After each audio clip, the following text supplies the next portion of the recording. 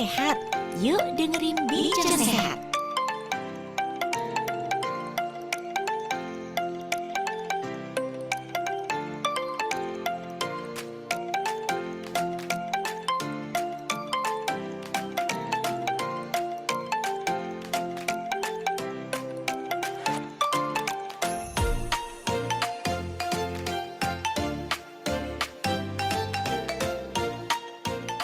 Assalamualaikum warahmatullahi wabarakatuh. Raisa Radio Indonesia Sehat Healthy Lifestyle Radio.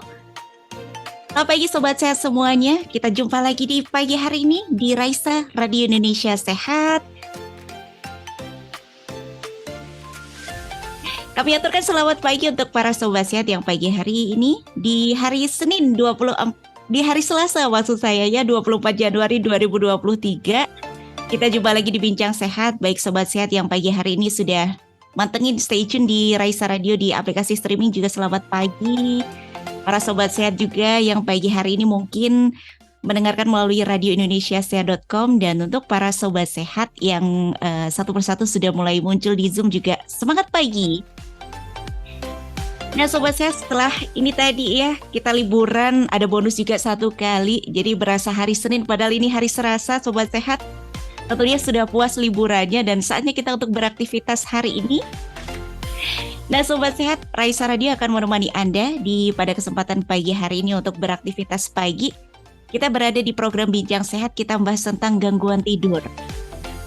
Barangkali untuk sobat sehat, para teman-teman mahasiswa nih yang udah beraktivitas seharian, kadang-kala malam-malam itu susah tidur, atau malah paginya nggak beraktivitas, kalau pas liburan kemarin malah susah tidur juga. Nah, pagi hari ini kita ulas bersama dengan judul Tidur Terganggu, Atasi dengan Cara Jitu.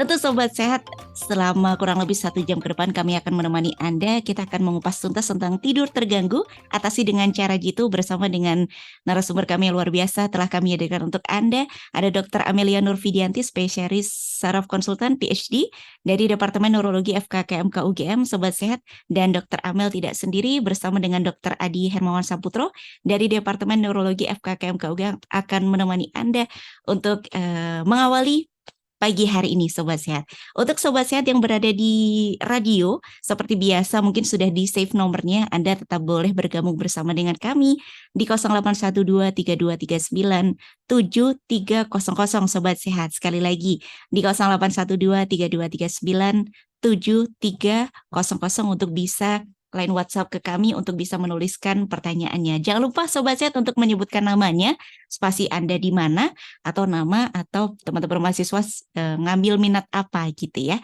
Dan selamat menyimak sobat sehat sembari kita sarapan pagi mungkin, dan waktu saya berikan ke Dr. Adi. Silahkan dok. Terima kasih Mbak Galuh. Ya, Assalamualaikum warahmatullahi wabarakatuh. Selamat pagi Sobat Sehat Raisa. Pagi hari ini izinkan saya Adi Hermawan menemani Sobat Sehat dalam Bincang Sehat Raisa dengan topik yang sangat menarik, tidur terganggu, atasi dengan cara jitu. Bersama dengan pembicara yang sangat spesial, Dr. Amelia Nurvidianti, spesialis saraf konsultan PhD. Beliau merupakan staf pengajar Departemen Neurologi FKKMK UGM, dan beliau adalah seorang konsultan gangguan tidur serta gangguan memori di Rumah Sakit Umum Pusat Sarjito, Yogyakarta. Selamat pagi, Dr. Amelia, apa kabar? Selamat pagi, Dr. Adi. Assalamualaikum warahmatullahi wabarakatuh. Sehat, alhamdulillah. Semoga demikian juga dengan sobat sehat semuanya ya. Selalu sehat. Ya, terima kasih, Dr. Amelia. Baik, sobat sehat, mungkin banyak pertanyaan nanti bisa dikirimkan langsung lewat chat, pesan, atau mungkin bisa langsung bertanya. Baik, Dr. Amelia, sesuai dengan judul dokter, kita mulai ya dokter ya. Tidur ya, sebetulnya kenapa tidur itu, apakah sepenting itu sampai akhirnya dari teman-teman Raisa tuh mengadakan ada khusus pagi hari ini tuh ada tidur? Apakah sepenting itu tidur, Dr. Amelia? Silakan dokter. Baik, ya terima kasih Dr. Adi. Jadi ini dimulai dengan suatu pertanyaan yang menarik ya. Apakah tidur itu penting gitu ya? Nah, jadi sebetulnya tidur itu baru terasa penting ketika orang sudah mulai ada gangguan tidur gitu ya. Terutama biasanya pada kaula muda nih, mungkin sobat sehat yang masih muda, yang masih produktif itu biasanya kan mungkin selama ini belum ada masalah ya tidurnya. Tapi ketika nanti sudah mulai ada gangguan tidur, nah baru kerasa, aduh ternyata tidur itu suatu nikmat yang tak terbantahkan ya. Ternyata tidur itu cukup penting bagi tubuh kita sehari-hari. Nah, jadi memang tidur itu penting ya. Mengapa? Karena tidur itu sebetulnya tidak sekedar kita memuaskan, ngantuk ya, istilahnya kita tidak sekedar kita menghilangkan rasa kantuk kita, tapi justru tidur itu juga dapat mengembalikan energi. Jadi beberapa manfaat tidur itu diantaranya satu, misalnya mengembalikan energi tubuh kita. Jadi mungkin setelah lelah kerja seharian atau setelah mungkin belajar ya seharian atau aktivitas yang lain, maka dengan adanya tidur, tubuh kita akan dikembalikan energinya menjadi energi yang utuh lagi, ibaratnya kayak di-charge gitu ya. Kalau laptop sama HP aja selalu di-charge ya, masa kita enggak gitu kan. Nah itu satu. Yang kedua, selain untuk mengembalikan energi kita, tidur itu juga sebetulnya sangat penting untuk komponen pembentukan ini apa namanya daya tahan tubuh. Jadi kalau orang yang sulit tidur sudah lama ya, sudah ada gangguan tidur dalam jangka lama, kemudian tidurnya mungkin normal, tapi artinya normal itu durasinya mungkin normal, tetapi ketika bangun itu tidak segar, tetap ada gangguan, maka itu nanti jika diteruskan, lama-lama orang tersebut akan mudah terserang penyakit. Jadi dia kok jadi mudah sakit sih, kenapa ya saya kok sekarang akhir-akhir ini jadi gampang sakit, padahal tadinya enggak. Nah, dilihat lagi, jangan-jangan memang tidurnya belum berkualitas atau memang tidurnya kurang. Jadi tidur di sini dia berfungsi untuk meningkatkan atau mengembalikan, kekebalan tubuh kita juga. Nah, kemudian selain itu juga tidur kita itu sebetulnya akan membuat siklus tubuh yang namanya homeostasis ya. Di sini sobat sehat kan tentunya ada yang ini dari FKKMK ya. Jadi kalau saya bilang homeostasis paham ya mungkin ya. Oke baik, jadi homeostasis itu adalah sebetulnya bagaimana tubuh kita, siklus sel kita itu kembali normal ya. Jadi kembali normal seperti fungsi asalnya. Nah, itu dari mana bisa kembali seperti itu? Tentunya dari tidur yang baik. Kemudian juga tidur sangat penting untuk memacu pertumbuhan. Nah, kalau misalkan sobat sehat, masih dalam masa pertumbuhan ya, artinya masih dalam masa pertumbuhan itu bukan berarti pertumbuhan fisik, tapi juga bisa pertumbuhan kognitif, untuk optimalisasi ya, optimalisasi sel-selnya maupun optimalisasi fungsi tubuhnya dan, pola berpikir tentunya itu butuh, tidur yang cukup.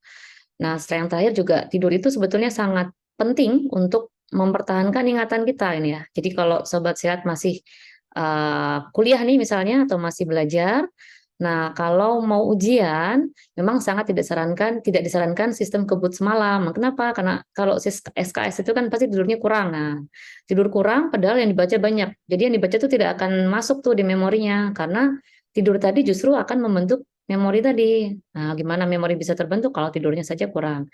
Sehingga itulah tadi beberapa peran tidur yang mengakibatkan kenapa sih tidur itu kok penting ya tadi di antaranya beberapa hal itu, seperti sebetulnya begitu ya. Dan yang perlu diingat di sini, sebetulnya tidur itu bukan tidur yang tidur siang ya, kalau kita bilang tidur itu sebetulnya mengacu pada istilah tidur yang malam. Jadi bukan nap, tapi memang sleep yang night sleep. Nah, sehingga kalaupun sini sobat sehat tidak pernah tidur siang, tidak usah khawatir, tidak masalah selama tidur malamnya yang dikatakan tidur, yaitu tidur malam, itu terpenuhi dengan baik. Gitu jadinya Dokter Adi. Baik, terima kasih dokter. Ternyata penting itu ya dokter ya. Ya, Ya, penting dokter. sekali ya. Ya dokter. Ternyata kan kalau kita orang awam ya dokter ya, tahu itu kalau penyebab gangguan tidur itu hampir pasti orang jawab, wah kamu pikiran tuh, baik pikiran besok mau ujian, pikiran uang atau apapun itulah. Memang ada dokter penyebab gangguan tidur itu selain dari pikiran dokter. Silakan dokter. Baik, ya sebetulnya gangguan tidur itu penyebabnya banyak ya, Dokter Adi. Jadi mungkin tadi kalau dikatakan pikiran salah satu sebabnya betul bisa karena stres atau sedang mau ujian, jadi di otaknya itu sedang banyak yang dipikirkan sehingga pada akhirnya gelombang tidurnya tidak muncul, jadilah jadi sulit tidur. Nah, tapi sebetulnya banyak hal yang lain ya yang bisa memacu kenapa sih orang itu jadi sulit tidur. Nah, di antaranya satu misalnya memang ada kondisi penyakit tertentu. Misalkan batuk pilek deh yang sederhana ISPA gitu ya, sekedar batuk pilek, sakit gigi, sakit apapun di tubuh itu bisa mengeluarkan namanya reaksi inflamasi atau peradangan. Nah, reaksi inflamasi ini peradangan tentunya sistem tubuh kita juga akan bereaksi ya. Jadi dalam bentuk misalnya suhu tubuh bisa meningkat, tidak harus demam tinggi, tapi mungkin hangat saja subfebris seperti itu. Kemudian bisa juga dalam arti nanti denyut jantungnya juga bisa lebih cepat, nanti tensi juga terpengaruh. Nah, pada akhirnya semua perubahan sistem tubuh karena adanya penyakit tadi akan bisa mengganggu gelombang tidur. Sehingga yang tadinya tidurnya nyenyak, begitu sakit gigi misalnya, tentunya terganggu ya karena nyerinya masih tak tertahankan misalkan. Atau begitu misalnya ada batuk pilek itu juga bisa terganggu karena aliran darah yang ke otak yang memicu agar gelombang tidurnya normal itu juga terputus. Nah, ini beberapa contoh penyakit yang sistemik, artinya penyakit yang mungkin sehari-hari kita jumpai begitu ya. Nah, namun ada lagi penyakit lain yang memang dia khusus mengganggu langsung ke otak. Ya, misalkan penyakit stroke misalnya. Jadi pasien-pasien stroke itu kalau sudah jangka panjang atau berkali-kali stroke-nya ya, bisa saja dia ada gangguan siklus tidur normal tadi akan terputus. Sehingga pasien-pasien stroke ya, lansia yang terkena stroke itu ada kecenderungan pada akhirnya bisa mengalami sulit tidur, berhubung memang pusat tidurnya yang langsung terganggu. Nah, kemudian ada lagi yang disebut karena adanya gangguan aliran udara yang ke arah otak. Jadi kita sebutnya istilahnya OSA ya, obstructive sleep apnea. Jadi pada kondisi ini seseorang itu mengalami kesulitan tidur karena memang aliran udara yang ke otak terganggu. Jadi misalnya maaf pada orang yang terlalu gemuk atau obesitas itu nanti jaringan lemaknya di sekitar leher itu akan tebal, cukup tebal dan struktur rahangnya juga akan cukup tebal jaringan lemaknya, sehingga itu suatu ketika saat tidur itu kan kita posisi tubuh sudah lemas semua ya, jadi semua otot itu juga akan lebih kendur istilahnya. Nah, ketika hal tersebut terjadi, maka jaringan lemak tadi dia akan bisa menekan atau mengganggu jalan nafas yang normal. Berhubung ada timbunan lemak tadi, maka jalan nafas normal itu akan lebih sempit. Nah, sehingga kenapa pada saat tidur muncul serangan sulit bernafasnya. Inilah yang disebut sebagai OSA tadi, obstructive sleep apnea. Tapi penyebabnya sebenarnya tidak hanya obesitas saja, masih banyak yang lain ya. Masih bisa juga karena ada kelainan di hidungnya ya, misalnya ada tonsil yang membesar, misalkan di tenggorokan juga bisa seperti itu, atau ada kelainan struktur rahang sehingga tadi aliran udara yang dari saluran nafas menuju ke otak juga terhambat. Nah, ini beberapanya cukup banyak. Nah, kemudian nanti ada lagi nih yang biasanya kalau pada kaula muda ya, Sobat Sehat, sini saya bilang kaula muda ya, karena pendengarnya muda-muda ya ini ya. Jadi nanti yang masih mungkin adalah namanya suatu gangguan irama sirkadian. Jadi irama sirkadian itu adalah irama ritmis tubuh kita yang mempertahankan tubuh kita itu bisa bangun, melek, dan tidur sesuai dengan porsinya. Maksudnya tentunya pagi hari kita semua bangun ya beraktivitas. Kita kan bukan zombie ya, bukan Dracula atau zombie yang kebalik gitu ya. Jadi kita pagi hari tentunya kita beraktivitas, kita melek, kita beraktivitas. Nah, nanti ketika sudah mulai gelap, malam hari kita tertidur. Nah, ini adalah yang disebut irama sirkadian. Selama 24 jam itu akan terus terpola seperti ini. Nah, pada beberapa kasus nih kaula muda biasanya dipicu oleh adanya suatu kondisi yang disebut begadang kronis gitu ya. Begadang kronis itu mungkin awalnya cuman sekedar ya nonton lah, mungkin nonton drakor, nonton bola atau apalah yang happening aja sebenarnya. Tapi ketika itu sudah menjadi kebiasaan, misalkan nanti juga ya ini karena profesi kita juga ini ya Dokter Adi ya terpapar ya kalau jaga gitu kan ya mau nggak mau. Jadi mungkin ada jaga malam seperti itu. Em, Jaga malam mungkin tidak setiap hari, tetapi ketika polanya terus-menerus dalam 1 minggu beberapa kali itu pada akhirnya bisa mengganggu ritme sirkadian tadi. Nah, sehingga yang pola-pola begadang ini tadi, yang misalnya kaula muda begadang karena mau ujian atau mau mengerjakan aktivitas di malam hari, ketika dilakukan dengan kronis, artinya hampir setiap hari atau seminggu mungkin bisa 3-4 kali, dan selama lebih dari 3 bulan berturut-turut, lama sekali itu pada akhirnya bisa membuat tadi gangguan irama sirkadian. Nanti adanya yang disebutnya delay sleep phase time. Delay, kenapa delay? Delay itu terlambat. Artinya orang normalnya itu sekitar jam 10-an lah, 9, 10, 11 itu sudah mulai mengantuk gitu ya. Nah, pada kondisi delay ini karena sudah biasa begadang, maka gelombang tidurnya tidak akan muncul di jam-jam malam itu. Dia akan terdelay, tertunda sampai mungkin jam 1, jam 2, jam 3. Bahkan ada beberapa pasien saya itu yang baru benar-benar bisa tidur tuh jam 5 pagi gitu ya, jam 4 atau jam 5 pagi. Nah, karena mulainya delay, tentunya bangunnya juga delay gitu ya. Terlambat semua. Jadi karena tidurnya baru dini hari jam 4, jam 5, maka bangunnya nanti bisa siang jam 10, jam 1 begitu. Ada yang seperti itu. Dan ini memang awalnya bisa dimulai dengan pola tidur yang salah tadi karena begadang. Tapi bisa juga karena memang ada suatu kondisi penyakit tertentu di psikiatris, artinya memang ada kelainan psikiatrik tertentu yang menimbulkan namanya ada suatu transmitter ya. Transmitter itu apa ya? Istilahnya kayak zat hormonal gitulah gampangannya. dia itu yang memicu tubuhnya tetap awake, tetap melek, tetap terjaga. Nah, ini ada kondisi yang disebut bipolar semacam itu ya, atau manik yang berlebihan. Nah, kalau jangka panjang tidak diobati, maka ini juga akan membuat malamnya itu masih melek begitu ya, masih aktif gitu. Ibaratnya baterainya belum habis ya, belum sampai habis. Nah, sehingga karena malamnya masih aktif, tidurnya pun jadinya akhirnya jadi terlambat, jadi delay juga. Nah, ini sebetulnya memang kondisi-kondisi yang kalau dari awal itu sudah terdeteksi, tertangani atau sudah ketahuan dari awal dan segera ditangani dengan pengobatan yang tepat, atau dengan pengobatan tidak harus obat ya, tapi dengan manajemen yang tepat, maka gangguan tidurnya tidak akan berlarut-larut sebetulnya. Nah, cuman kan seringnya kadang orang tadi mungkin menganggap tidur itu nggak apa-apa, masih biasa kok, baru tidak bisa 1-2 hari. Betul, 1-2 hari masih nggak masalah sebetulnya. Tapi ketika sudah mulai 1 minggu itu kok polanya terus-terusan, dalam 1 minggu bisa 3 kali pola tidur yang tidak beraturan ya, minimal 3, maka itu sebetulnya sudah alarm tuh, sebetulnya sudah saatnya untuk dibawa periksa gitu. Jadi memang penyebabnya sebetulnya banyak sekali ya, kalau mau dijabarkan banyak sekali sebetulnya gangguan tidur. Dan satu yang menarik nih Dokter Adi, pola kita kan ini masih pandemi ya sebenarnya, tapi semoga segera berakhir ya. Jadi pandemi COVID-19 itu juga salah satu yang bisa menyebabkan gangguan tidur.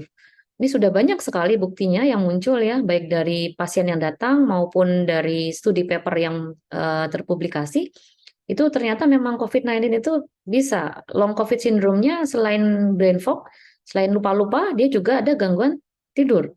Nah, ini tadi rangkaiannya sama dengan sakit yang batuk pilek tadi, cuman karena COVID ini derajatnya mungkin lebih serius ya dibanding batuk pilek biasa gitu, sehingga sistem kerusakan di tubuh kita lebih kelihatan, terlihat nyata, dan akhirnya tadi salah satu efeknya adalah mengganggu gelombang tidur yang normal. Nah, jadinya bisa insomnia. Insomnia itu yang sulit tidur jangka panjang tadi ya. Seperti itu Dokter Adi, kurang lebihnya. Baik, terima kasih Dokter Amelia. Ternyata penyebabnya cukup banyak ya dokter, mulai dari yang ringan sampai yang berat ya dokter. Sehingga memang sepertinya harus tidak bisa, ini kan sekarang lagi zaman ya dok, sosial media, akhirnya orang-orang tuh self diagnosis ya. Jadi mungkin untuk sobat sehat harus hati-hati ya terkait untuk gangguan tidur ini. Kalau dirasa mungkin sudah mulai mengganggu bukan cuma 1-2 hari, perlu bagaimana dokter untuk penegakannya dok? Atau apakah ada, tadi dokter Amelia bercerita tentang pasien. Oh, berarti dokter Amelia ada pasien-pasien dengan gangguan tidur seperti ini dokter? Ya, Silakan ya dok. ya. Baik, Dokter Ade. Jadi memang tadi yang pertama kapan sebaiknya mungkin bisa mulai alert ya, waspada atau diperiksakan. Jadi ketika di sini Sobat Sehat sudah mulai mengeluhkan gangguan tidur yang mungkin kalau kita bicara tipenya yang paling sering insomnia ya. Kalau yang paling mudah diamati oleh masyarakat itu orang lebih lebih familiar dengan istilah insomnia. Jadi insomnia itu adalah gangguan tidur berupa kesulitan memulai tidur. Sulit sekali mulai tidurnya, nggak tidur-tidur tadi. Kalaupun akhirnya tertidur, nanti mudah sekali terbangun, atau bisa durasi tidurnya cuma sebentar, mungkin cuma 2 jam, habis itu sudah nggak bisa tidur lagi. Nah, kalau sudah mulai ada seperti ini, dalam yang kita patokan adalah dalam 1 minggu minimal 3 kali sebetulnya, 3 atau lebih, artinya kalau sudah 3, maka harus waspada. Kemudian itu konsisten, konsisten terjadi dalam 3 minggu, 3 bulan berturut-turut. Jadi yang kita sebut sebetulnya diagnosis insomnia kan kalau sudah mulai 3 bulan sebetulnya ya, sudah dialami selama 3 bulan secara konsisten minimal 3 kali dalam seminggu. Nah, tapi sebetulnya apakah memang harus menunggu sampai 3 bulan? Nah, sebetulnya begitu kan. Jadi kalau dari pengalaman kami selama ini ya, yang rata-rata datang 3 bulan lebih itu memang pada akhirnya lebih sulit ditangani. Sehingga di sini Sobat Sehat kalau sudah mengeluhkan gangguan tidur paling tidak 3 kali seminggu, segera saja periksa, tidak perlu menunggu 3 bulan. Nah, karena ada kondisi insomnia itu yang masih bisa dikembalikan, ya, yang masih akut istilahnya masih akut tuh masih belum sampai 3 bulan, masih bisa dikembalikan dengan relatif lebih mudah.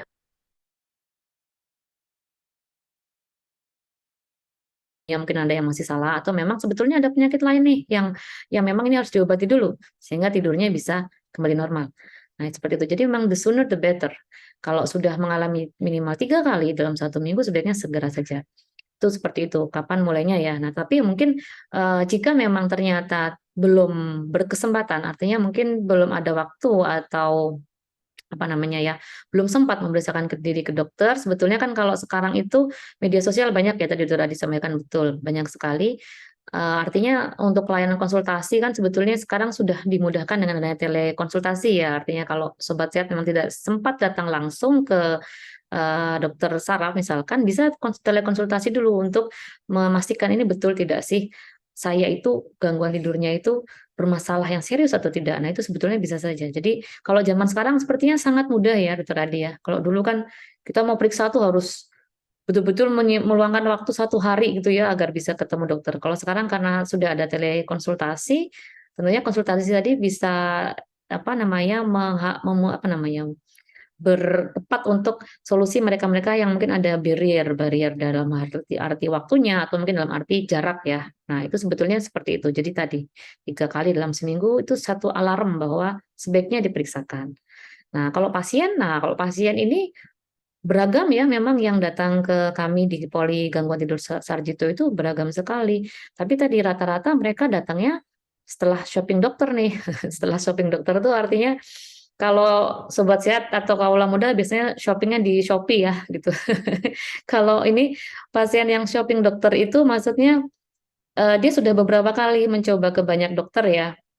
Banyak, jadi dari mungkin, dokter, apa namanya, dokter pribadi itu istilahnya apa, dokter keluarga misalkan, dokter keluarga dulu misalnya atau dokter puskesmas yang mungkin lebih mudah ketemu, kemudian masih belum tepat atau belum tuntas nih, penyakitnya, kemudian periksa lagi ke dokter yang lain, ke dokter A, dokter B, dokter C, sampai pada akhirnya datang ke Poli Gangguan Tidur Sarjito dalam kondisi yang selain sudah kronis, sudah lama sekali gangguan tidurnya, dan sudah macam-macam yang diminum tuh obatnya.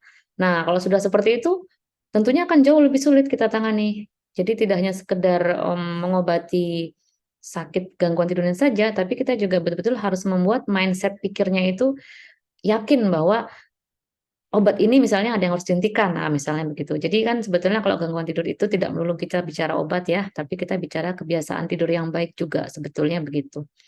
Ya, jadi termasuk psikiatrisnya tadi gangguan apa namanya, pikiran atau kejiwaannya yang itu juga sangat berpengaruh sekali terhadap gangguan tidurnya. Gitu, Dokter Adi. Baik, terima kasih dokter. Saya cukup banyak pertanyaan, tapi saya mau bertanya dulu dok. Tadi dokter Amelia menyampaikan poli tidur, ya, poli gangguan tidur. Itu ternyata tidur sudah sejauh itu ya dok dipelajari. Kita kok mungkin tidak tahu ya tidur ternyata dipelajari seperti itu. Di Ya, poli gangguan tidur itu ada apa dok? Apakah ada kasur atau apa? Lalu ada siapa saja yang bisa ke sana dan ada apa dokter di sana? ya, baik. Gimana, Dok? Ya, jadi poli gangguan tidur itu artinya bukan berarti orang ke sana malah jadi gangguan tidurnya ya, bukan. Jadi memang ini kita poli khusus, sebetulnya bagian dari poli saraf sebetulnya. Karena untuk gangguan tidur itu kan dipelajari juga di ilmu penyakit saraf ya. Nah, di saraf itu ada divisi, satu cabang ilmu yang mempelajari tentang tidur. Baik itu tidur normal, fisiologis, maupun tidur yang patologis, yang ada gangguan ini tadi. Nah, sehingga di situ poli gangguan tidur, maksudnya adalah di situ poli yang ditujukan untuk mengatasi pasien-pasien atau memberikan solusi bagi pasien yang mengalami gangguan tidur. Nah, jadi di sana kalau ada apa saja, kita di situ selain ada seperti pada umumnya ya, poli pada umumnya ada meja pemeriksaan, ada dokternya, ada dan ya kalau di Sarjito tentunya ada dokter residennya ya, kayak dokter Adi yang ganteng ini ya gitu ya. Nanti juga ada lagi yang lain, ada perawat dan sebagainya. Tapi kita juga nanti di sana ada satu tempat khusus gitu ya, yang namanya ruangan untuk perekaman tidur. Nah, jadi ruang perekaman tidur ini tentunya ditujukan bagi mereka-mereka yang mengalami gangguan tidur yang butuh adanya gambaran gelombang tidur yang dipunyai pasien. Jadi dia tujuannya adalah kita tuh mau merekam pasien ini kalau sedang tidur selama malam hari itu bagaimana sih gelombangnya, apakah memang normal atau memang ada masalah tadi. Nah, dari sini kita akan tahu tujuannya adalah untuk diagnosis ya. Oh, ternyata setelah direkam ternyata memang betul pasien ini mengalami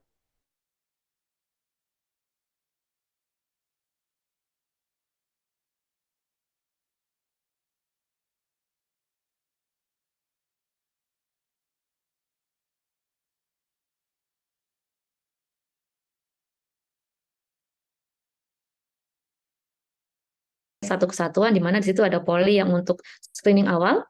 Jadi pasien datang, konsultasi, kita cari tahu apa saja sih masalah tidurnya apa saja pemicunya dan sebagainya. Nanti ada banyak kuesioner ya, kita tanya jawab seperti itu.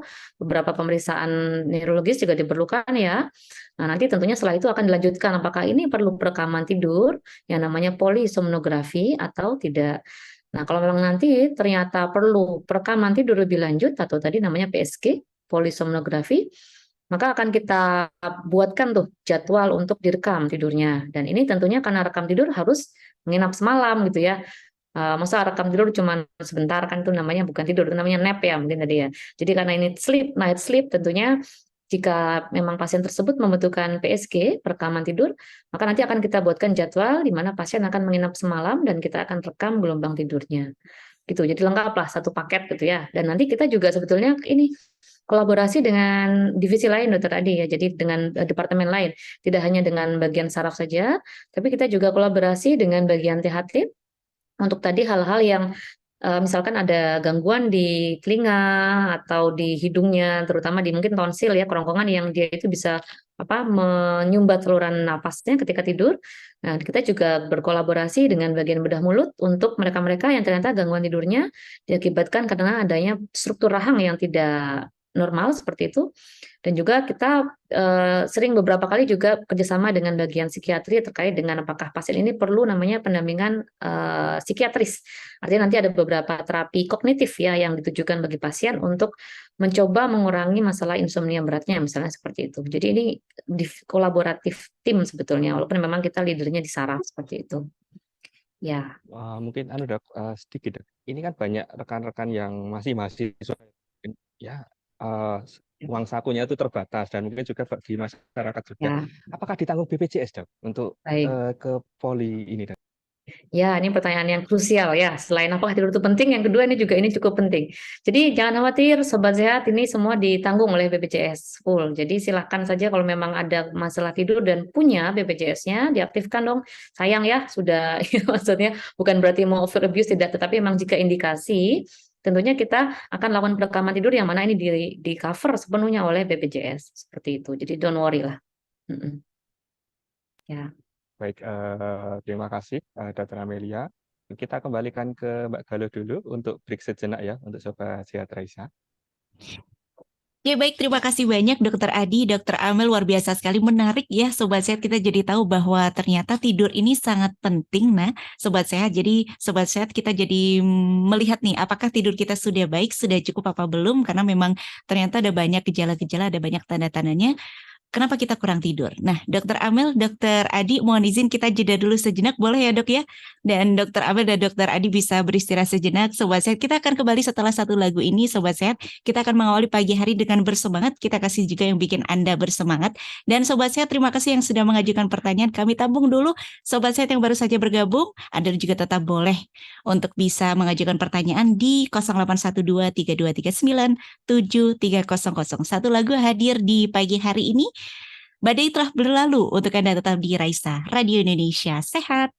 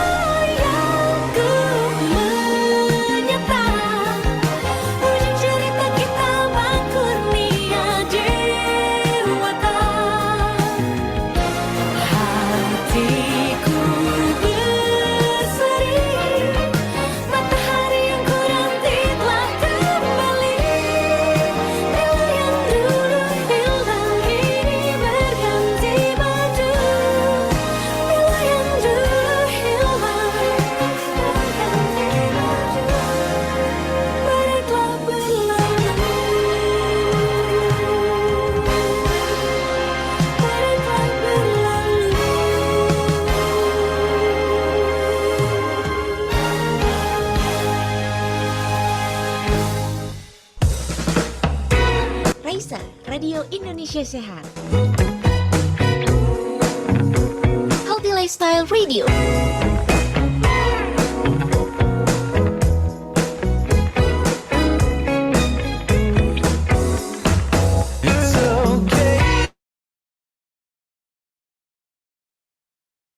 Bingung gimana cara mendapatkan informasi kesehatan yang valid?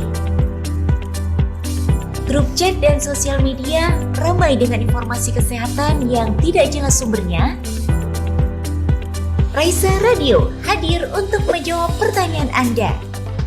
Raisa atau Radio Indonesia Sehat merupakan radio komunitas berbasis digital yang dikembangkan oleh Fakultas Kedokteran, Kesehatan Masyarakat, dan Keperawatan Universitas Gadjah Mada.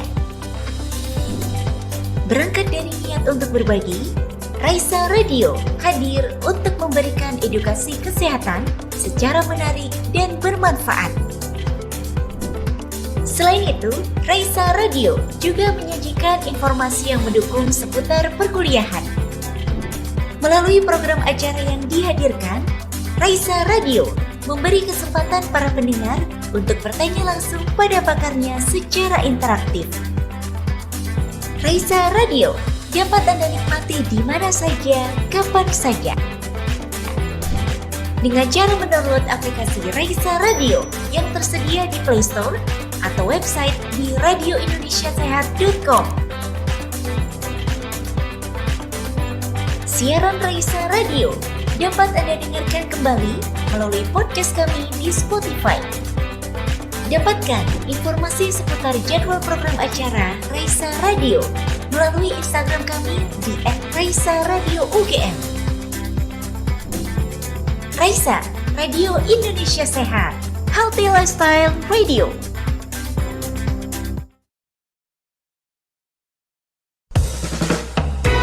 Raisa, Radio Indonesia Sehat,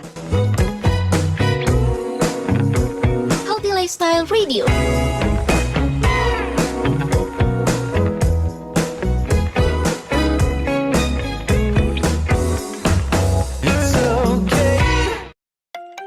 Mau lebih sehat?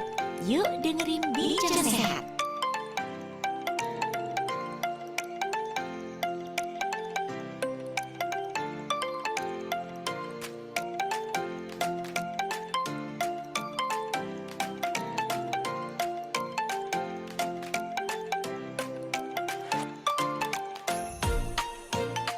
Sobat Sehat, Anda masih di Raisa Radio Indonesia Sehat, Healthy Lifestyle Radio. Sobat Sehat, kembali lagi di program Bincang Sehat. Satu lagu tadi sudah menemani kita nih ya.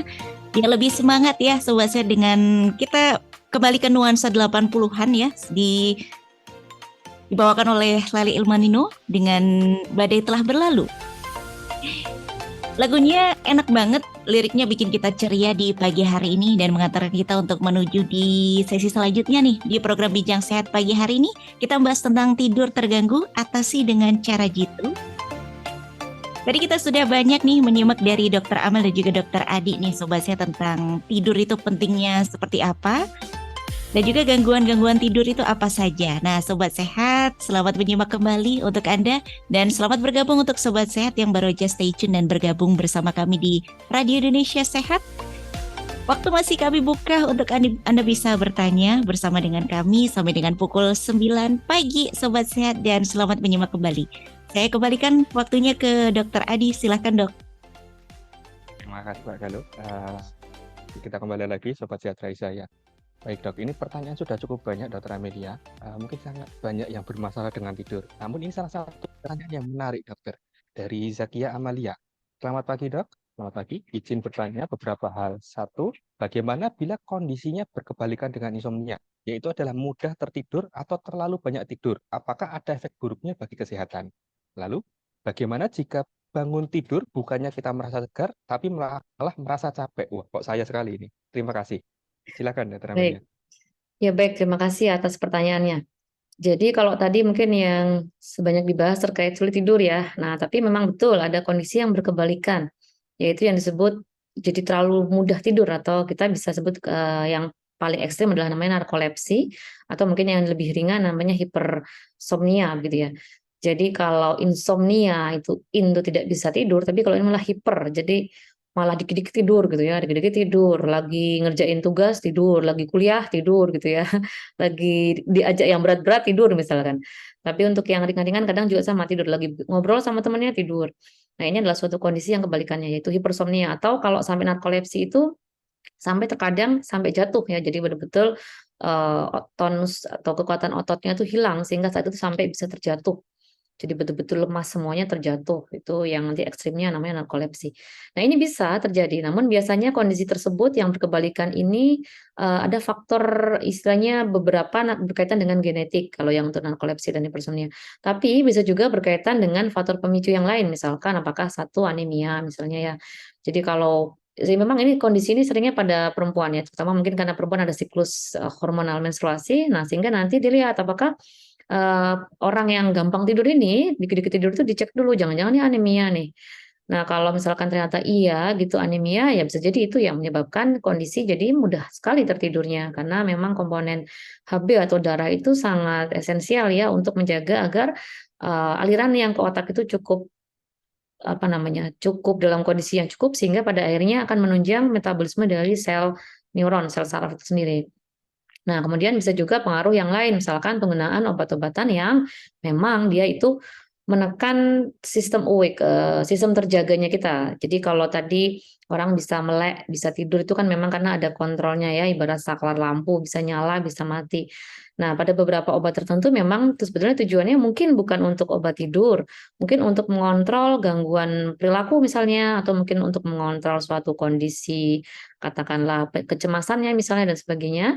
Nah, tapi beberapa efek samping jangka panjangnya itu dia juga justru bisa memicu adanya suatu kondisi yang mudah sekali tertidur gitu. Itu kalau jangka panjang ya dalam jangka waktu lama dan superimpos itu artinya tidak cuma satu yang dipakai tapi beberapa obat sekaligus yang efeknya sama-sama membuat mudah tidur.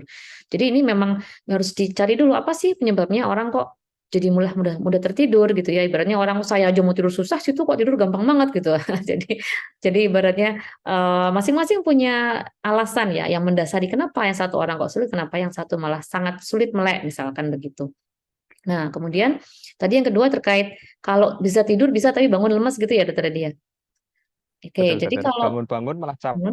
oh, bangun-bangun capek, baik. Nah, ini tadi bisa karena banyak hal ya. Kalau Dokter Adi mungkin karena sibuk belajar nih, belajar terus mau ujian gitu kan ya. Jadi karena belajar atau mungkin badannya juga pas lelah sehingga memang sudah tidur, tapi ketika bangun kok malah terasa capek misalkan begitu, tidak merasa segar. Nah, kalau ini bisa berarti bahwa memang sebetulnya tidurnya itu masih kurang. Kurang artinya bukan kurang porsi jumlahnya ya, tetapi kurang berkualitas maksudnya. Jadi bisa saja tidurnya mungkin durasinya panjang tuh, mungkin sudah 8 jam atau 9 jam. Tapi saat bangun kok rasanya bukan segar malah capek ya. Nah, ini dilihat lagi, jangan-jangan memang sebetulnya tidurnya itu tidak masuk ke fase namanya tidur dalam gitu ya. Karena tidur itu sendiri kan memang ada gelombang tahapnya, ada tahap yang awal tidur superficial itu namanya ya awal tidur lah, non-REM. Kalau mungkin di sini Sobat Sehat pernah baca-baca tuh ya tentang REM, non-REM. Nah, non-REM itu non-rapid eye movement. Artinya saat tidur itu memang mata kita kan bisa kondisi yang masih geraknya lambat, nanti bisa gerak cepat. Nah, ini gerakan bola mata itu sebetulnya berhubungan dengan pengaturan tubuh kita semua, baik itu pengaturan tonus otot, pengaturan gelombang otak. Nah, itu nanti akan berhubungan dengan ini tidurnya di tahap yang mana sih? Masih tahap tidur yang ringan apa tidur dalam? Nah, kalau tadi dikatakan bangunnya capek, bisa jadi dia tidak sampai tahap tidur dalam. Ya, padahal tidur dalam itu memang kalau dari segi komposisi paling banyak memang di tidur yang ini sebetulnya tidur yang ringan ya, tapi nanti selanjutnya akan mencapai tidur dalam. Nah, tapi tidur dalam ini meskipun komponennya hanya mungkin sekitar 30%-nya, tetapi dia justru penting sekali untuk maintenance tubuh yang normal ya. Untuk pemeliharaan sel tubuh yang normal itu sangat penting di tidur dalam ini. Nah, terutama di kurang lebih sepertiga terakhir tidur kita fase. Jadi kalau fase 1 orang tidur normal itu kurang lebih satu fasenya itu ya kan 1,5 jam atau 90 menitan lah. Maka orang normal itu seharusnya bisa mengalami tidur paling tidak 4 fase ya. 4 fase itu berarti 4 kali 1,5. Jadi kurang lebih adalah 6 jam sebetulnya. Yang sudah dikatakan ini tidurnya cukup. Asal tadi komponen 1,5 jam itu sudah meliputi tidur ringan dan tidur dalam. Nah, kalau tadi misalnya tidurnya sudah 9 jam, tapi kok capek, bisa jadi dia dominasi tidurnya tidur ringan, tidak sampai tidur dalam. Maka tidur dalam aktivitasnya adalah justru dia akan memperbaiki, mengembalikan energi kita, memperkuat memori tadi, meningkatkan daya tahan tubuh. Nah, itu di tidur dalam. Sehingga saat itu kurang, porsi tidur dalam yang nggak tercukupi, malah nggak sampai tidur dalam, maka tentunya energi itu tidak akan tersimpan dengan baik, tidak akan terganti ya, recharge-nya tidak ada. Sehingga bangun-bangun malah capek, bukannya segar malah capek. Jadi untuk kondisi seperti ini memang dilihat dulu, ini apakah memang sering dialami atau hanya sesekali. Kalau hanya sesekali, biasanya penyebabnya tidur dalam nggak tercukupi, nggak terpenuhi karena memang aktivitas fisik atau aktivitas pikiran yang berlebihan sebelumnya. Jadi mungkin sehari sebelumnya atau paginya habis olahraga berat misalkan begitu, atau habis betul-betul pikirannya tuh dipakai ya, mungkin ujiannya bukan ujian biasa tapi yang sangat melelahkan misalnya, ujian itu sangat luar biasa melelahkan, sehingga pada akhirnya ketika tidur itu malam itu tidak sampai tidur dalam. Nah, ini kalau hanya sesekali saja masih tidak apa-apa. Tapi prinsipnya sama, kalau sudah seperti ini paling tidak tadi ngerasa 1 minggu beberapa kali ya, minimal 3 kali, maka mungkin dievaluasi, ini apa ya, apakah memang saya sedang ada kerjaan tertentu yang berat, atau apakah memang saya sedang ada pikiran atau mungkin masalah tertentu di keluarga atau di teman-teman yang memang cukup berat. Nah, sehingga kalau memang nanti dievaluasi memang ada salah satunya, silakan bisa diperiksakan gitu ya. Atau kalaupun tidak ada, nah ini juga harus hati-hati. Kalau setelah digali kok ternyata saya tuh kayaknya nggak ada masalah apa-apa deh, nggak stres juga, ujian juga gampang-gampang aja gitu ya misalnya, terus aktivitas juga biasa, tapi kok sulit tidur. Nah, seperti ini juga harus dibawa. Kenapa? Karena ada namanya gangguan tidur yang sifatnya primer ya. Primer itu nggak ada penyakit penyebabnya, tidak ada pemicunya, tapi dia bisa muncul pada seseorang ini primer karena memang ada kelainan genetik yang diturunkan seperti itu. Jadi ya sama prinsipnya, ketika sudah minimal 3 kali dalam seminggu dan itu sudah cukup terganggu, silakan dibawakan untuk konsultasi seperti itu. Sangat jelas ya, ya, terima kasih. Untuk pertanyaan selanjutnya, dokter, ini ada teman sejawat dari Puskesmas, dokter. Selamat pagi, dokter. Salam kenal, bekerja di Puskesmas, dokter. Izin bertanya, apabila ada pasien yang memenuhi kriteria tersebut, mau dirujuk, apa penanganan awal di Puskesmas? Itu pertama. Lalu kedua, apabila dirujuk, kebetulan kan mungkin Sarjito atau yang di poli-poli gangguan tidur masih ada di tipe A ya, dokter ya. Itu kan mungkin urut dulu ke tipe C atau B, itu bagaimana, dokter? Ke mana dulu, dokter? Ataukah langsung bisa ke A apabila itu pasien BPJS, dokter? Terima kasih. Baik. Ya, jadi yang pertama, kalau menemukan kondisi seperti ini di puskesmas, memang yang bisa dilakukan, kalau di puskesmas itu kan sebetulnya obat terbatas ya memang ya, dan tidak semuanya bisa diresepkan, sehingga penanganan awal sebetulnya kalau untuk level dokter umum memang sebetulnya boleh untuk kondisi akut ya, akut insomnia namanya, hanya itu saja. Akut insomnia itu boleh saja diberikan istilahnya obat tidur yang sifatnya short term, jangka pendek. Ya, yang jangka pendek saja itu bisa, tetapi memang itu hanya sifatnya jangka pendek. Jadi artinya jangka pendek itu cukup 3 hari lah, maksimal, tidak boleh lebih sebetulnya. Nah, ketika sudah diberikan 3 hari dan masih ada keluhannya, tentunya ini sebagai tanda bahwa memang ini kemungkinan butuh yang level up, artinya tidak bisa pakai yang obat itu, atau mungkin ada sebab lain nih penyebab gangguan tidurnya yang cukup serius sehingga harus ditangani. Nah, harusnya begitu. Tetapi tadi ya mungkin kadang-kadang pasiennya yang nggak mau dirujuk misalkan. Nah, kalau memang pasien yang berkeberatan, maka nanti yang bisa dijadikan bahan pertimbangan bagi pasien adalah saat itu coba dicari ada tidak kondisi penyulitnya. Misalnya penyulit itu mungkin komplikasi maksudnya ya. Jadi apakah pasien tersebut sudah mulai nih menunjukkan tanda hipertensi misalnya. Kemudian apakah pasien sudah mulai menunjukkan tanda-tanda katakanlah sindrom metabolik, apakah mungkin ada obes misalnya seperti itu. Misalkan ada tadi hipertensi, sudah kelihatan ya, dan kebetulan juga memang pasiennya obes, maka itu bisa disampaikan bahwa ini, dua hal ini bisa sebagai faktor risiko gangguan tidurnya atau sekaligus komplikasi. Ya, karena itu kayak apa namanya, lingkaran setan ya, ketika ada gangguan tidur, misalnya insomnia sudah lama, kemudian nanti bisa mengakibatkan tensi itu jadi naik, metabolisme gula dan lemak itu terganggu sehingga jadi obes, nanti gula darah juga bisa meningkat. Nah, kalau sudah seperti itu ke depannya makin sulit tidur ya. Kalau udah makin sulit tidur, naik muter saja terus. Jadi banyak sekali sekarang ya saya tidak bisa bilang banyak sekali, tapi beberapa tahun terakhir ini sudah mulai ada ya polanya pasien-pasien muda, kaula muda yang 1 obes, 2 hipertensi, 3 kalau tidak larinya OSA ya insomnia tadi. Jadi memang itu sudah kayak semacam lingkaran setan yang harus diputus di rantainya. Jadi tensinya juga harus dikontrol, obesnya juga harus diperbaiki, dan tidurnya juga harus dibuat lebih baik agar tidak saling sebab akibat lagi jadinya begitu. Jadi bisa dilihat dari komplikasi yang ada apa disampaikan. Kalau tidak ditangani Pak bisa berbahaya. Bahkan efek jangka panjang pasien yang dengan gangguan tidur itu kalau terlalu lama, lama itu artinya ya sudah lama dan tidak ditangani dengan baik ya, dan sudah mulai muncul tadi tensi tinggi dan sebagainya, adalah ke arah stroke atau nanti ke gangguan jantung. Ya, sehingga kalau sudah seperti itu silakan disampaikan konsekuensinya apa, dan yang kadang orang itu tidak ngeh atau bahkan mungkin kita juga mungkin tidak begitu melihat ya kalau tidak dites adalah sebetulnya fungsi kognitifnya. Silakan boleh dicoba di screening saja fungsi berpikirnya. Kalau di dokter umum kan bisa ya ada namanya MMSE, Mini Mental State Examination, itu pemeriksaan secara global saja, screening awal untuk melihat fungsi kognitif secara global. Nah, nanti di sana kalau ternyata oh emang betul nih pasiennya sudah ada gangguan konsentrasi misalnya atau udah kelihatan nih nggak ada yang lupanya, sampaikan, Pak ini jenengan sudah mulai ini loh dari hasil tesnya sudah mulai lupa misalnya.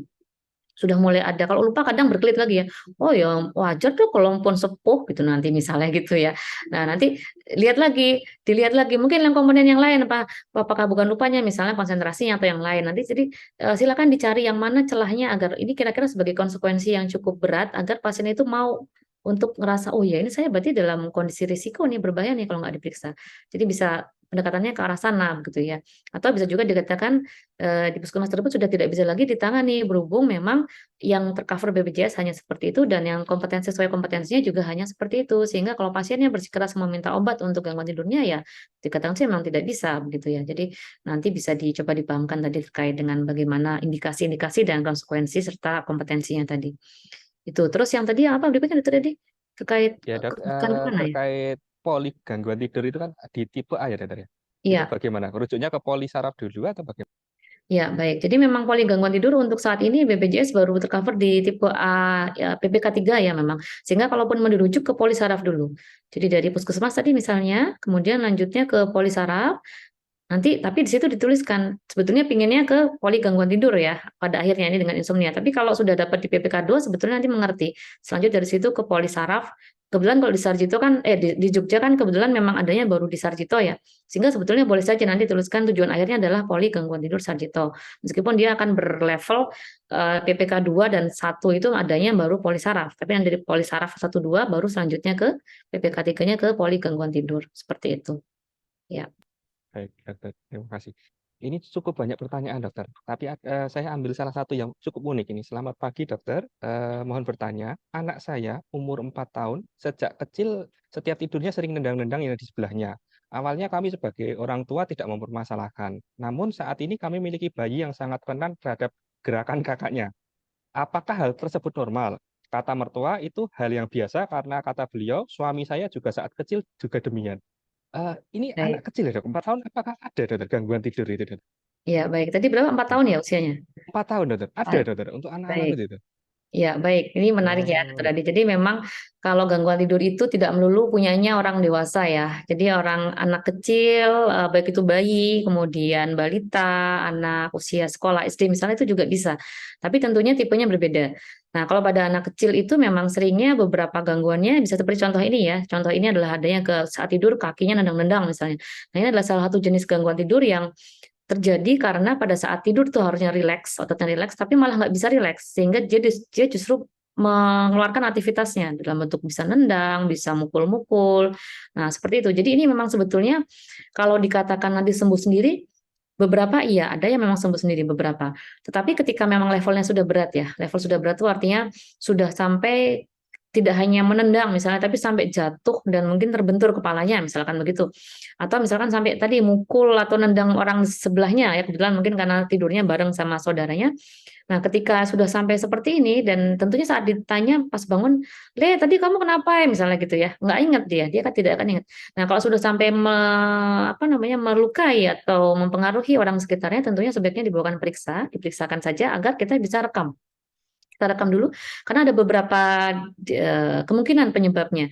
Bisa yang memang ke arah suatu namanya PLMD ya, Periodic Limb Movement Disorder seperti itu, atau mungkin ini bagian dari yang lain yang confusional arousal, yang dimana pada anak itu sudah mulai ada kesulitan mempertahankan tidur di awal sehingga pada akhirnya tonus ototnya hilang, tidak hilang, masih ada terus jadi di acting out seperti itu ya, parasomnia istilahnya. Jadi memang kalau seperti itu Bisa, sangat bisa pada anak-anak. Nah, dan tadi kalau ada keturunan atau genetik familial ya, dari ayahnya juga seperti itu, maka memang betul kemungkinan anak atau keturunannya itu ada.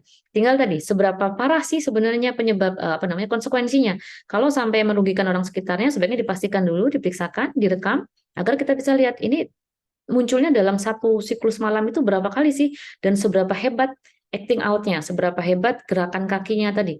Kalau cukup berat, tentunya itu juga pada akhirnya si anak akan mengalami tidur yang tidak berkualitas. Jadi dia tidak akan bisa mencapai tidur yang dalam. Nah, ini kalau anak-anak seperti ini dibiarkan berkepanjangan, tidak sembuh-sembuh nih misalnya ya, tidak sampai sembuh, maka efeknya adalah si anak akan mengalami kesulitan konsentrasi saat sekolah. Dan beberapa, jika masih dalam masa pertumbuhan, tentunya pertumbuhannya juga akan terhambat. Ya, jadi mungkin tidak bisa optimal volume otaknya, mungkin kurang optimal pertumbuhan panjang badannya seperti itu, beratnya mungkin tidak tercapai, atau tadi misalkan mudah sakit misalkan seperti itu. Jadi memang sebaiknya diperiksakan saja dan kita rekam untuk tahu sebetulnya seberapa level severitasnya seperti apa. Karena memang kadang bisa sembuh sendiri, tapi beberapa butuh obat di awal-awal begitu. Ya. Terima kasih Dr. Amelia. Ilmu ya, ternyata dapat ilmu banyak sekali. Ternyata bukan hanya orang dewasa, namun anak-anak juga. Ini pertanyaan cukup banyak, dokter. Mungkin saya singkat sedikit untuk pertanyaan, dokter. Ini banyak yang bertanya, makanan, dokter. Makanan apa yang diperbanyak dan makanan apa yang dihindari? Ini banyak, karena orang Indonesia mungkin banyak yang disirik-sirik ini, dokter. Silakan, Iya, dokter. Mungkin singkat baik. saja, dokter. Ya, baik untuk makanan. Jadi kalau makanan yang bisa dihindari ya, dihindari untuk agar tidak terganggu tidurnya, sebetulnya makanan yang berisiko agar tubuh kita itu jadi tidak sehat. Nah, misalkan kalau untuk yang gangguan tidur insomnia ya, tentunya kalau insomnia pasien yang sulit tidur yang dihindari adalah yang mengandung kafein, yaitu kopi, teh itu sebaiknya tidak sama sekali ya.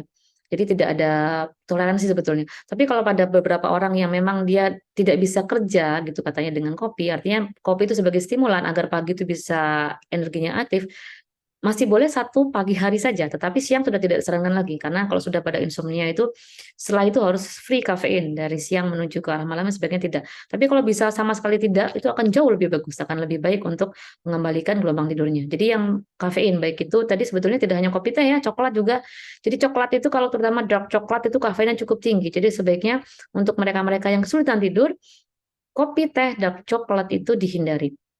Nah, kemudian untuk yang mungkin yang lain ya selain ini yang juga bisa mengakibatkan kondisi tubuh tidak optimal adalah tentunya gula yang berlebihan ya. Jadi kalaupun suka minuman manis mungkin gulanya dikurangi lah. Kalau sekarang happening itu nggak boleh nyebut merek ya, tapi intinya kan sini banyak es krim, minuman apa namanya tuh jelly-jelly gitulah ya, tahulah ya. Kayak semacam teh susu dan sebagainya itu kadar gulanya itu sangat tinggi sehingga kalau sesekali saja tidak jadi kebiasaan, oke mungkin masih tidak masalah. Tapi kalau sudah rutin apalagi misalkan setiap hari wajib minum seperti itu, itu nanti kadar gula akan tinggi. Kalau sudah tinggi seperti itu nanti aktif terus tuh. Kalau tubuh kita dapat banyak gula itu aktif terus. Coba aja lihat anak-anak yang banyak dapat gula itu kan energinya nggak habis itu. Ada aja ya, mesti sampai kerepotan orang tuanya gitu.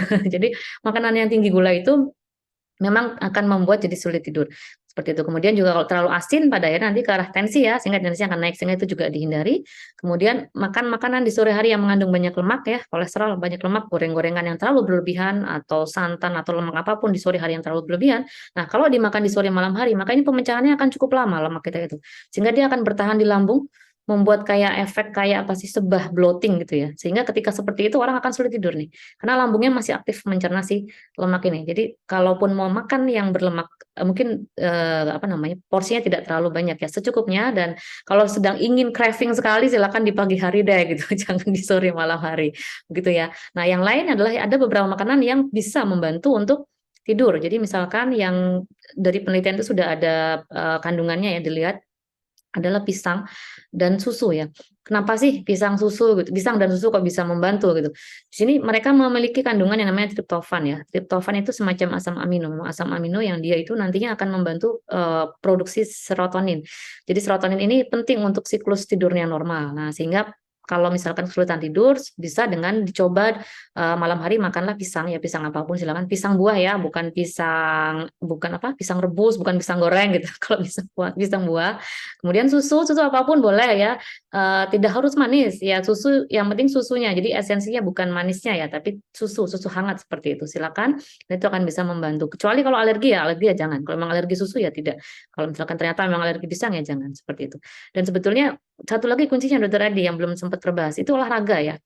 Jadi kalau tubuh kita itu rutin olahraga gitu ya, rutin olahraga, mungkin sesekali craving makanan tidak sehat, oke lah nanti dimaafkan, tapi asal olahraganya rutin misalnya gitu ya. Aslinya nggak boleh ya, aslinya tetap kalau bisa makannya sehat.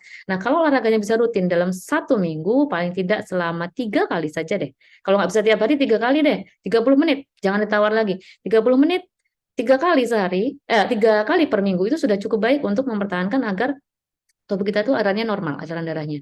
Tapi yang memang dianjurkan sebetulnya tiap hari sebetulnya. Tapi kita tahu mungkin karena aktivitas dan sebagainya sulit sehingga ya masih dibolehkan 3 kali per minggu selama paling tidak 30 menit. Maka itu akan membuat denyut jantung bisa menjadi normal, aliran darah bisa lancar, sistem sel-sel tubuh kita semua, tidak hanya sel otak ya, sel otak, sel tubuh itu semua akan berfungsi dengan normal sehingga zat racun dibuang, kemudian produksi energi diperbaiki dan akhirnya akan lebih fit ya, fit semuanya. Fit itu termasuk bisa tidur baik dengan mudah, fungsi kekebalan baik dan sebagainya tadi. Jadi memang ini kombinasi antara pola makan, kemudian aktivitas istirahat, olahraga dan ya lainnya ya. Genetik itu memang belakangan, tapi intinya semua bisa dicegah sebetulnya begitu. Ya. Baik, terima kasih dokter. Nah, kalau saya lihat itu sekarang kayaknya pasien gangguan tidur akan banyak dokter, karena saya lihat kalau malam itu kafe-kafe rame dokter. Oh Jadi, iya, jadi kedepannya mungkin sepertinya bakal datang akan ya Dokter ya, Adi ya. iya, kayaknya pasti akan rame dokter dan tidak kehabisan itu. Baik dokter, Ya. dokter Amelia, terima kasih dokter atas ilmunya sharingnya pada pagi hari ini. Mungkin nanti bisa kita lanjut di lain kesempatan. Dan bagi sobat sehat yang mungkin masih ingin bertanya, silakan ke Poli Gangguan Tidur, kabarkan ke rekan-rekan, saudara, ataupun keluarga yang sekiranya membutuhkan bantuan lebih. Itu dari saya. Terima kasih kepada Dokter Amelia atas waktunya, dan dari Raisa, terima kasih. Saya kembalikan ke Mbak Galuh. Assalamualaikum warahmatullahi wabarakatuh. Waalaikumsalam. Waalaikumsalam warahmatullahi wabarakatuh. Terima kasih banyak Dokter Amel dan juga Dokter Adi atas ilmunya kepada kita semua Sobat Sehat tentang tidur, gangguan tidur ini seperti apa. Terima kasih banyak Dok atas ilmunya sudah berbagi pada kesempatan pagi hari ini. Banyak yang bergabung dan banyak juga yang tercerahkan di pagi hari ini. Nah Sobat Sehat, pagi hari ini kita banyak ilmu baru yang kita dapatkan nih terkait dengan tidur nih. Semoga di edisi pagi hari ini kita tidak lagi menyepelekan tidur, lebih menjaga kualitas tidur dan bisa lebih aware nih ketika kita mengalami gangguan tidur. Kalau sudah berlangsung beberapa kali, segera konsultasi ke dokter begitu. Terima kasih banyak sekali lagi kami aturkan Dokter Amel, Dokter Adi, sehat-sehat selalu. Terima kasih sudah mampir di Raisa Radio. Dan Sobat Sehat, terima kasih atas kebersamaan Anda. Terima kasih yang sudah mengajukan pertanyaan. Ternyata banyak nih yang mengalami problem gangguan tidur ini Dok. Dan terima kasih sudah mengajukan pertanyaan, dan mohon maaf Sobat Sehat yang sudah mengajukan pertanyaan baik melalui WhatsApp ataupun di Zoom namun belum sempat terjawab. Semoga kita bisa jumpa lagi ya Sobat Sehat di lain waktu, lain kesempatan. Dan Sobat Sehat yang baru saja mendengarkan edisi hari ini, tenang saja Anda tetap bisa mendengarkan lagi sedari tadi di awal dengan cara mendengarkan melalui podcast kami di Spotify di Radio Indonesia Sehat. Terima kasih Sobat Sehat. Sekali lagi semoga edisi pagi hari ini membuka wawasan kita semua, dan silakan untuk bisa membagikan informasi ini kepada kerabat Anda atau mungkin rekan-rekan Anda. Podcastnya juga boleh Anda sebarkan ke sekitar Anda agar lebih bermanfaat. Terima kasih banyak, dan pagi hari ini semoga aktivitas Anda menyenangkan. Dokter Amel, Dokter Adi, semoga sehat-sehat selalu dan salam untuk keluarga di rumah, Dokter. Ya, sama-sama. Terima kasih juga Mbak Galuh dan Raisa. Baik, terima kasih banyak Sobat Sehat. Saya Galuh dan juga teman-teman dari tim Raisa Radio pamit undur diri dengan menutup di pagi hari ini. Sobat Sehat, mari kita tutup dengan satu lagu yang bikin kita lebih semangat di pagi hari ini. Saya pamit dulu, tetap di Raisa Radio Indonesia Sehat. Wassalamualaikum warahmatullahi wabarakatuh.